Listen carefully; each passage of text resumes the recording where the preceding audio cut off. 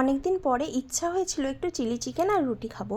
তো সেই কারণে আমি দুপুরবেলা চিকেনগুলোকে ম্যারিনেট করে রেখে দিয়েছিলাম। একটু আদা রসুনের পেস্ট, একটু গোলমরিচ আর একটু গুঁড়ো লঙ্কা, পাতিলেবুর রস, একটা ডিম এবং কর্নফ্লাওয়ার আর ময়দা সমস্ত কিছু দিয়ে একসঙ্গে মিক্সড করে ফ্রিজে রেখে দিয়েছিলাম। তো রাত্রেবেলা যেহেতু করব, অনেকটা সময় ফ্রিজের মধ্যে থাকবে ম্যারিনেট করা, তো সেটা খেতে খুব ভালো হবে।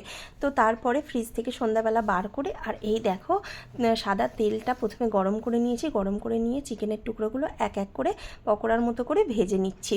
আর দেখো কি সুন্দর দেখতে লাগছে, মনে হচ্ছে এই অবস্থাতেই একটা খেয়ে নিই। হ্যাঁ, আমি রান্না করতে করতে একটাই অবস্থাতে খেয়েছিলাম। সত্যি কথা বলতে এটা খেতে হেভি লাগছিল আর কি, টেস্টটা। তো তারপরে দেখো এগুলোকে আমি ভাজা হয়ে যাবার পর তুলে নিলাম। একবারে তো ভাজা হয়নি, আমি 3বারে ভেজেছিলাম।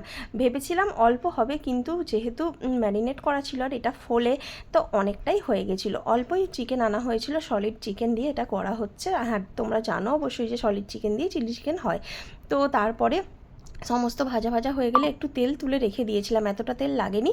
ওর মধ্যে দিয়েছিলাম একটু রসুন আর আদা কুচানো রসুন আর আদা ওর মধ্যে তেলের মধ্যে দিয়েছিলাম। তারপর ওর মধ্যে ক্যাপসিকাম আর পেঁয়াজ কুচানো দিয়ে একটু ভাজা ভাজা করে নিয়েছি। নিয়ে তারপরে এর মধ্যে টমেটো সস, সয়া সস আর গ্রিন চিলি সস তিনটেকে একসঙ্গে মিক্সড করে দিয়ে একটু নাড়াচাড়া করে তার মধ্যে চিকেন টুকরোগুলোকে দিয়ে ভালো করে নাড়িয়ে একটু জল দিয়ে দিয়েছিলাম। জল দিয়ে কিছুক্ষণ ফুটে ওঠার পরে এর মধ্যে কর্নফ্লাওয়ার গোলা জলটা দিয়ে দিলাম।